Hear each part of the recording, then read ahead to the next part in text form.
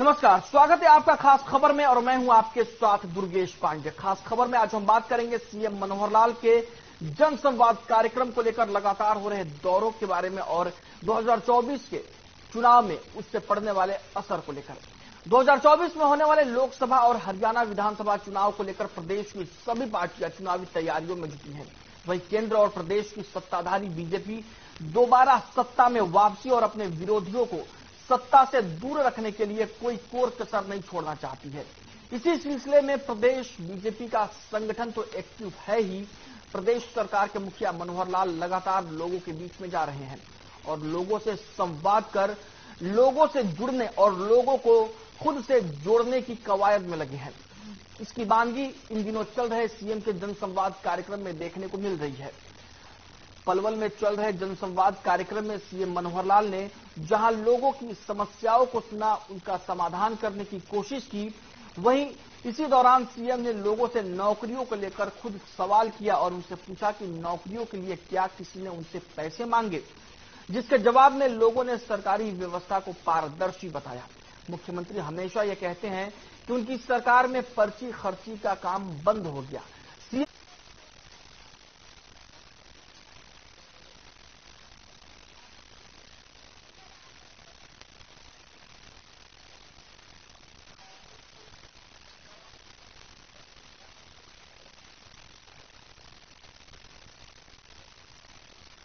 किसी को नौकरी मिली हो, इस 8 साल में किसी ने कोई पैसा मांगा हो? जिसको कोई नौकरी मिली है या किसी रिश्तेदार को, परिवार को मिली है, कौन? इसलिए बहुत बहुत धन्यवाद। मैं कॉडर से हूँ, मेरा लड़का है और एमएससी था और उसमें बिना किसी पैसे के कमांडो की नौकरी मिली है और 16 तारीख को उसको शपथ भी है बहुत सी में। मैं आपको धन्यवाद।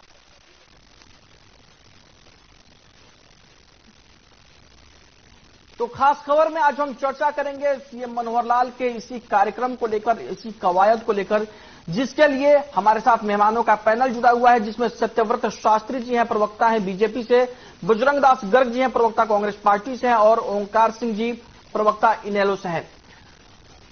मैं डिबेट की शुरुआत करना चाहूंगा ओंकार सिंह जी से। ओंकार सिंह जी, क्या देखते हैं आप, सीएम साहब की ये पूरी कवायद विपक्ष को कितनी महंगी पड़ेगी? देखिए, ये टोटल ड्रामा है दुर्गेश जी। अब ये चाहे कल्ले कल्ले घर में चले गए, जनता के दिमाग में जो बात घर कर चुकी है कि इस सरकार ने बर्बाद करके रख दिया जनता को। जनता का प्रत्येक वर्ग, प्रत्येक व्यक्ति दुखी है। आप देखिए, सीएम साहब का ड्रामा देखिए। जब कोई व्यक्ति सरकारी नौकरी में अपॉइंटमेंट लेता है तो उसके साथ ये शर्त होती है किसी राजनीतिक रैली, किसी राजनीतिक सभा में शामिल नहीं होगा। और सीएम साहब जनसंवाद कर रहे हैं, उसमें पूछ रहे हाँ किसी को नौकरी मिली? एक बंदा कर रहा हाँ मेरे को मिली। कैसे लगे? नहीं लगे। पहली बात तो जिसकी नौकरी लगी और रैली में जा नहीं सकता, जनसंवाद में जा नहीं सकता। दूसरा, ये ड्रामेबाजी है। अपने ही वर्कर से हाँ मिली जी, मेरा तो कोई पैसा नहीं लगा जी। अरे भाई पर्ची खर्ची बंद, अटैची का कर लो बंद। इनके फैक्ट्री के ऑफिस में से अटैची मिलती है 1 करोड़ रुपए की। ये पर्ची खर्ची बंद और पेपर सारे लीक। जितनी नौकरियां हुई उनमें से कितने पेपर लीक हुए ये जरा पता कीजिए। ये तो एक ढकोसलेबाजी है, ड्रामेबाजी है। और ये भी बताना चाहूंगा, ये चौधरी अभय सिंह चौटाला जी की पद परिवर्तन यात्रा का ही कमाल है, जो आज मुख्यमंत्री खेतों में जाके कणक की बालियां गिन रहा है, जो आज मुख्यमंत्री जनसंवाद कर रहा है। 8.5 साल तक इन्होंने डंडे मारे लोगों के, कौन सा वर्ग छोड़ा? आज इनको नजर आ गया जनता के बीच जाना। क्यों? 2024 सामने जो नजर आ रहा है, कुछ नहीं होने वाला अब इनका। जनता इनको दिल से उतार चुकी है। जब कोई व्यक्ति दिल और दिमाग से उतर जाता है तो उसकी हालात कैसी होती है, ये शास्त्री जी बता देंगे। आज ये जो मर्जी कर ले, ये कह रहे पर्ची खर्ची बंद। अरे भाई नौकरी दोगे तो पर्ची खर्ची का काम आएगा, नौकरी तो तुम दे देंगे। तुम्हें तो मेहमानों को डिबेट में शामिल कर रोजगार निगम। ओंकार सिंह जी, और भी मेहमानों को डिबेट में शामिल कर लेते हैं। बजरंग दास गर्ग जी, सीएम साहब दावा करते हैं कि पर्ची खर्ची बंद हो गई है हमारे राज्य में, और जो भी लोग जनसंवाद में थे उन्होंने साफ कहा कि उन्होंने किसी को कुछ पैसा वैसा नहीं दिया है और उन्हें नौकरी पारदर्शी तरीके से मिली है। तो एक ही बात सरकार से पूछना चाहता हूं भी कोई भी ऐसा एक सरकारी विभाग बता दे, एक भी, जहां पर बिना रिश्वत दिए काम होता हो, नाम बता दे। खुलेआम पैसे, मैं महकमे गिना सकता हूं, चाहे आप मार्केटिंग बोर्ड लो, आबकारी कराधान विभाग लो, चाहे तहसील लो, फूड सप्लाई लो, सैंपल वाले लो, कोई भी ऐसा विभाग नहीं है जहां बगैर पैसे दिए, बगैर टेस्टी दिए काम नहीं होता। मुख्यमंत्री जी कहते हैं खर्ची पर्ची बंद कर दी। जब पैसे पेटियों में भर भर के आते हैं तो खर्ची पर्ची की कोई वैल्यू मेरे साथी रहती नहीं है। इस सरकार के अंदर जितना भ्रष्टाचार का बोलबाला हुआ है आज तक किसी में नहीं हुआ। मैं भी कहता, भारतीय जनता पार्टी के सांसद अरविंद शर्मा ने रिटर्न के अंदर मुख्यमंत्री को लिख के दिया, कंप्लेंट दी, इतने करोड़ रुपए का घोटाला, और बकायदा पूर्व मंत्री जो है वहां के रोहतक, उसका बाई नेम से दी, एसपी को दी। आज तक वो कुछ नहीं आया। अरविंद शर्मा जनसभा में कहना पड़ा, भाई जो भी शिकायत देंगे तकिए के नीचे दबा दी जाती है, क्योंकि मुख्यमंत्री का चेता ये पूर्व मंत्री है। और इनके ही सहयोगी पार्टी के राम कुमार गौतम खुलेआम कहता भी महकमे बांट लिए। ये तो भारतीय जनता पार्टी जिम्मो, एक जिम्लो दुष्यंत चौटाला, जेजेपी जिम्मो, एक ही आदमी 7 महकमे जिम रहा है, वो ऊपर की दिखता ही नहीं। ठीक है, मैं और यहाँ तक कि उनका बरवाला विधायक बजरंग आता हूँ, सत्यव्रत शास्त्री से जवाब ले लेते हैं। एक बार सब लोग शामिल हो जाते हैं डिबेट में, फिर चाहता हूं आपके पास। शास्त्री जी, आपने ओंकार सिंह जी की और बजरंग दास गर्ग जी की, दोनों लोगों की बातें सुनी है, जवाब दीजिए। देखिए, हमारे दोनों मित्र इस बात को लेकर बड़े आशंकित हैं कि भारतीय जनता पार्टी की संगठनात्मक जो ताकत है वो 24 घंटे फील्ड में रहती है, लोगों के संपर्क में रहती है। कोरोना जैसे महामारी के दौरान जब सब लोग घरों में बैठे थे तो भारतीय जनता पार्टी का ही एक ऐसा कार्यकर्ता था जो लोगों के साथ खड़ा था। अब क्योंकि सरकार भी आ गई और सरकार के मुखिया माने मुख्यमंत्री भी गांव-गांव, घर-घर जाते हैं, लोगों से बात करते हैं, किसी को कोई समस्या आ तो बताइए। तो अब इनको लगता है कि सरकार और संगठन बाकी जगह तो एक ही चीज होती है कि उसी को सरकार कह लो, उसी को संगठन कह लो, लेकिन यहाँ तो दोहरी चीज आ गई, संगठन का मुकाबला करें कि सरकार का मुकाबला करें। और जब दोनों की तुलना करते हैं तो दोनों बिगड़ जाते हैं। संगठन के नाते संगठन की पार पकड़ नहीं, और मुख्यमंत्री के द्वारा, शासन प्रशासन के द्वारा जन कल्याण की जो नीतियां और घर घर जो खुशहाली पहुंची है उसकी बराबरी नहीं कर पा रही, क्योंकि दोनों की सरकारें जनता ने देखी है। वो परिवार की पार्टी, रिश्तेदारों की पार्टी, यार और जो पहले के यार, उनकी पार्टी सरकार होती थी, आम आदमी से तो कोई लेना देना नहीं होता था। अब सीधी जब बात होने लगी तो इनको लगता है कि ये अब तो हमारे लिए स्वप्न की बात होगी हरियाणा की सरकार के अंदर हिस्सेदारी, और हिस्सेदारी इनको जनता के नाम से नहीं आती थी। ये लोग केवल अपने लिए और अपने रिश्तेदारों के लिए सरकार में आते और उनके अलावा किसी का कोई काम कभी इन्होंने किया नहीं। अब बिना खर्ची और बिना पर्ची के बात आती है तो पिछली बात याद आती है कि पहले पैसे भी देते, पैसे के बाद एहसान भी देते, रिश्तेदारी का तगाजा भी निकालते, तब जाकर आपको ये पता चलता कि आपकी नौकरी लगेगी कि नहीं लगेगी। अब मैं पूछता हूं बजरंग जी की बातों से कि भाई सब कुछ पैसा लगता है, भाई पैसा क्यों लगता है, क्या लगता है, ऑनलाइन में कहाँ पैसा लगता है, जब आपके अकाउंट में पैसा आता तो कहाँ पैसा लगता है, और उसके बाद भी यदि कोई देता तो दान खर्ची में कोई कहीं देगा तो सरकार की और पार्टी की तो जिम्मेवारी नहीं है। तो सरकार ने आपके हर उस बेनिफिट को आपके अकाउंट के अंदर देने का काम किया है। तो यदि कोई आता है फिर भी ऐसी हेराफेरी करता है तो माननीय मुख्यमंत्री कहते हैं कि बताइए कोई ऐसा हो तो मिलता नहीं है। तो जनता ने इन दोनों की सरकारों को बड़ी बारीकी से लंबे समय तक देखा और भुगता है। अब एक अपनी सरकार की जिसके बारे में बात करते हैं कि मेरी सरकार, और हरियाणा का हर व्यक्ति कहता है कि मेरी सरकार है। क्यों सरकार है कि मैं जो चाहता हूं वो काम होता है, क्योंकि पिछली सरकारों में ऐसा होता नहीं था। पिछली शास्त्री जी आता हूं फिर से आपके पास। ओंकार सिंह जी, शास्त्री जी ने तमाम चीजें बता दी कि क्यों विरोधी परेशान है। विरोधी मतलब आप हो या कांग्रेस पार्टी के लोग हो, क्यों परेशान है। सरकार बहुत अच्छा काम कर रही है। पहले सिर्फ बीजेपी का संगठन एक्टिव था चुनावों को लेकर, अब सीएम साहब खुद मैदान में और लोगों से जुड़ रहे हैं। ये शायद आप लोग पचा नहीं पा रहे हैं। दुर्गेश जी, सरकार कितना अच्छा काम कर रही है। ये जाके किसी नगर निकाय विभाग या तहसील या बिजली बोर्ड में जाके देख लीजिए, चुपचाप बिजली के बिलों का रेट बढ़ा दिया गया, पता भी नहीं लगा, किसी को कानों कान खबर नहीं हुई। ये तो जुमले और जुमेलों की पार्टी है, झूठों की पार्टी है। उन्होंने तो सत्ता हथियाई काला धन वापिस लाने के नाम पर। कहा था संगठन इनका? गांव में इनको 100 वोट भी नहीं डलते थे और एक हल्के में इनको 250 वोट भी नहीं डलते थे। पूरे हल्के में 3 सीटें थी, 3। 2014 में कांग्रेस से दुखी होकर लोग इनको अपना समझ बैठे, ये गलती होगी। और 2019 में तो हरियाणा में से इनको दफा कर दिया था। 40 सीटें थी, 40, 50 विपक्ष में गई थी। ये 75 पार का नारा दे रहे थे। ये तो कुछ विरोधी लोग जो जमुना पार का कहने वाले इनकी गोद में बैठ गए। ये स्वार्थ का गठबंधन बन गया। आज तक इनका कॉमन मिनिमम प्रोग्राम नहीं बना। अगर बना तो पूछ लो। आज सरकार में प्रत्येक वर्ग दुखी है। जेजेपी के विधायक भी दुखी है, बीजेपी के विधायक भी दुखी है, इनके मंत्री भी दुखी है। क्यों? मुख्यमंत्री ने अब दरबार लगाना खुद शुरू कर दिया।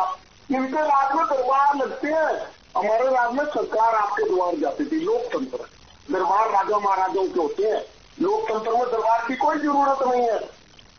इन्होंने प्रत्येक वर्ग के डंडे मार दिए। किसान, ओपीएस पेंशन वाले, कर्मचारी, जो उसके बाद मेडिकल स्टूडेंट, उसके बाद इन्होंने लास्ट में सरपंचों के भी डंडे मार दिए। अब तो ये हिम्मत करें गांव में घुसने की। ये तो मुख्यमंत्री की एक भूमिका तैयार कर रहे हैं।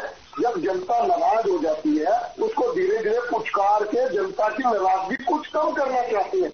लेकिन दुर्गेश जी, जब कोई व्यक्ति किसी को दिल से उतार देता है उसके बाद वो उसके लिए भले कुछ भी कर दे, ये जनता के दिल से उतर चुके हैं।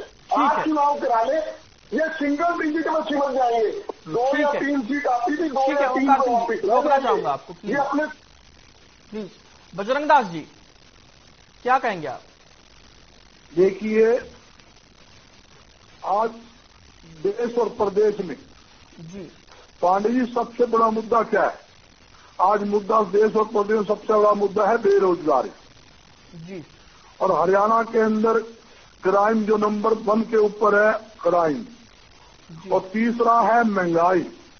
महंगाई की मार से जनता त्राही कर रही है। आप देखिए, इस सरकार ने क्या कहा था 2014 में, आप हमारी सरकार लाइए, हम आपको 250 रुपये रसोई गैस सिलेंडर देंगे। आपके सामने सत्यानाश कर दिया। इन्होंने कहा था हम पेट्रोल 35 रुपये लीटर देंगे, आज 100 पार कर दिया। नौकरी का बात है, बेरोजगारी खत्म करेंगे। मोदी ने खुद कहा 2 साल 2 करोड़ लोगों को नौकरी देंगे। कहा है नौकरी? पढ़े लिखे लोग तो नौकरियों के धक्के खा रहे हैं, पीएम तक की नौकरी खा रहे हैं, कोई पकौड़े चल रहा है, कोई रेडी लगा रहा है। ऐसी स्थिति आज देश प्रदेश के अंदर है। और एक सबसे मोटी बात क्या है, ये क्या कहते हैं, हम देश और प्रदेश में व्यापार बढ़ाएंगे, उद्योग बढ़ाएंगे और बेरोजगारी कम करेंगे, बेरोजगारी खत्म करेंगे, और जहां तक की है महंगाई पर अंकुश लगाएंगे। आप इनका सारे नारे देख लो। आज इन्होंने ऐसा हालात कर दिया जहां दूध, दही, लस्सी, चीनी, कपड़े, खाद्य जैसी आइटम पर टैक्स लगाकर जनता की मुंह का निवास छीनने का काम इन लोगों ने किया। अनाप शनाप टैक्सों की दरें बढ़ाई, नए नए टैक्स लगाए।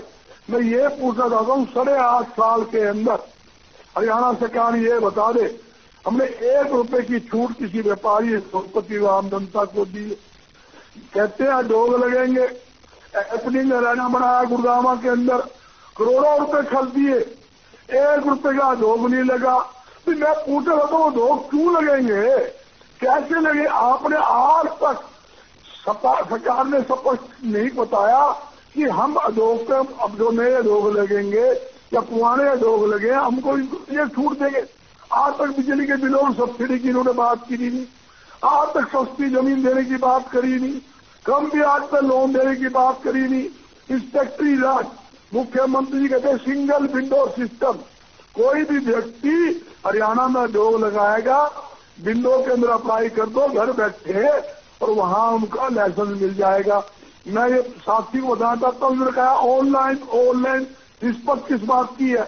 मेरे साथी, मंडी के अंदर जब गेहूं आती है, कपास आता है, सरसों आता है, धान आता है, जब गेट पास करता है ना, आप ये समझ लो प्रति बोरी के हिसाब से, मैं दावे के साथ कहता हूँ, हर खबर पूरा देश चैनल देखता है, प्रमुख चैनल है, और दावे के साथ मैं कह रहा हूँ, मार्केटिंग बोर्ड के अधिकारी प्रति बोरी पैसे लेते हैं।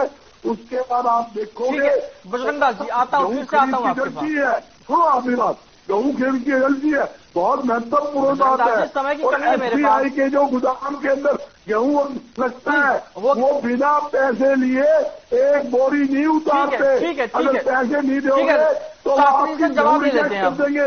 वो ये कहेंगे जवाब ले लेते हैं, मिक्सचर है, ये नमी है, हम नहीं देंगे। बजरंगदास जी क्या करेगा? डर के हमारी ट्रांसपोर्टिंग लगेगी, उल्टी लेके जाना पड़ेगा, फिर इसको दुआ लाना पड़ेगा। जी जवाब दीजिए बजरंगदास जी का।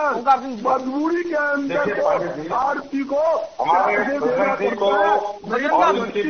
गर्ग साहब प्लीज, गर्ग साहब चैनल पर मजबूरी आपकी इनको बताना, किसान का, और यहाँ चुप होते नहीं है।